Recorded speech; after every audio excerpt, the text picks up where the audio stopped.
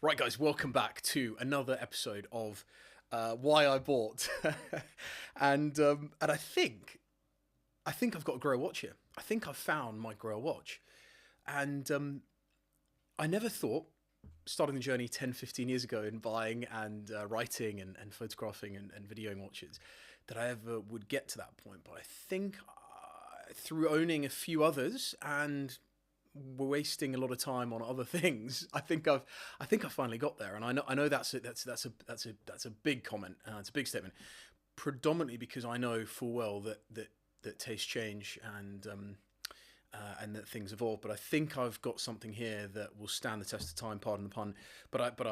I've been wearing it now for the last couple of months, and I do think that it's as close to a Grail as I'm ever going to get. And so thank you for joining me for this episode. And it is a Lange. Uh, for those of you that watched the channel before, you'll know I'm a huge Lange fan. To me, there isn't the same watchmaking quality in the hand as there is from Lange from any other brand. Certainly not its like direct competition from Patek and others at the top there.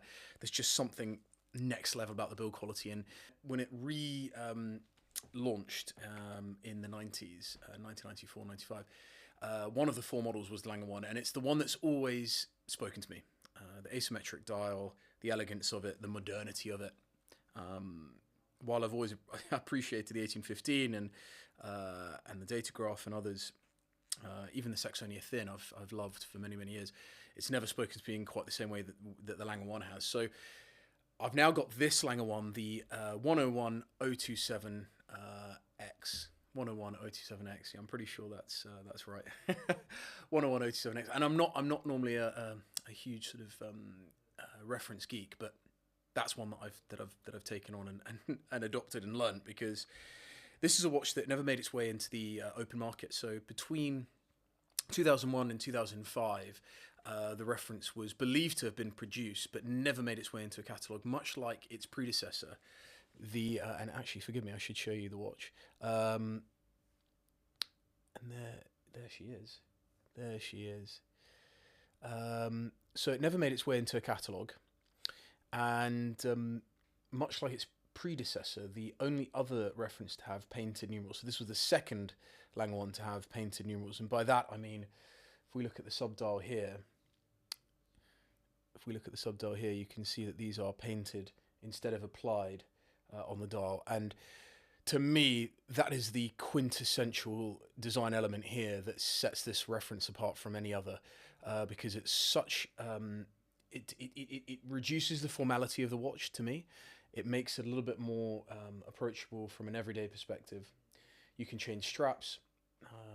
You can have so much fun. It's so incredibly versatile. So this is the second reference with painted numerals. The previous, the first was the 101026, 026, which was the steel case and the painted numerals. Between 2001 and 2005, this was produced.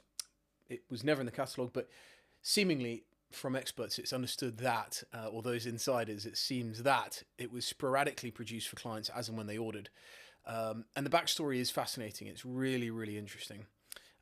It's kind of confusing as well, but it's really interesting. So Dresden, where Lange, the closest city to where Lange is from, in Glashütte,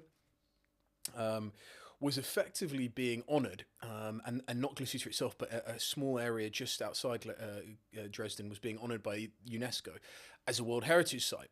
And in 2004, 2005, that was that accreditation was given, and it then started the process internally at Lange of the manufacturing of these watches and the sort of design process. And once the area was given the UNESCO World Heritage Site accreditation, a bridge was then erected, and ultimately the bridge was too close to the city, and didn't meet the criteria. And as a result, the UNESCO organization removed that accreditation. So all in all, Lange were in the process of building making these watches, and then it was removed from UNESCO. So these were going to be designed and delivered to honour that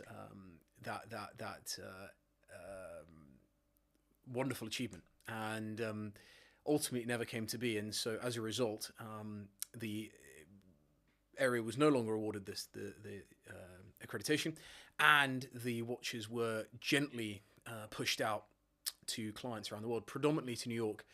The papers for mine for this one are Cellini papers, and it's believed that about 225 were made in total. And to get this, I was offered this by my dear friends at Subdial again. As I say always with Pete when we're having the podcast, they're not sponsoring the episodes, but they are mentioned frequently, and for good reason. They're very, very kind, lovely people, and they've been very good to me over the years. And this watch came from Asia actually, but full set. It has been polished. To me, that's not a deal breaker. I can't actually tell, as much as I love the 3-case construction on a Lange One. I actually cannot tell that this has been polished personally. So it was offered to me about 5-6 months ago, and I traded in the platinum that I had, the stealth, the platinum Lange One. And that, just to be absolutely transparent, as much as I'm English and I hate talking about money, I traded that one in for just shy of 30 grand, and this was just over 40 grand. Let's see if I can get you a little shot there on the wrist of what it looks like, and it's so versatile, that silver dial. So just over 40, so I had to find some cash. I had to find some serious cash to get it over the line, but actually it's been worth every penny. Still the original dial, despite being polished. Original hands, which are blued in this instance to honour the bridge itself. The irony of it, to honour the bridge itself, that is no, it was the kicker in the whole process. Big MIG, so big made in Germany. So this dial was a German-made dial, unlike the and a German-made case. So it's got the big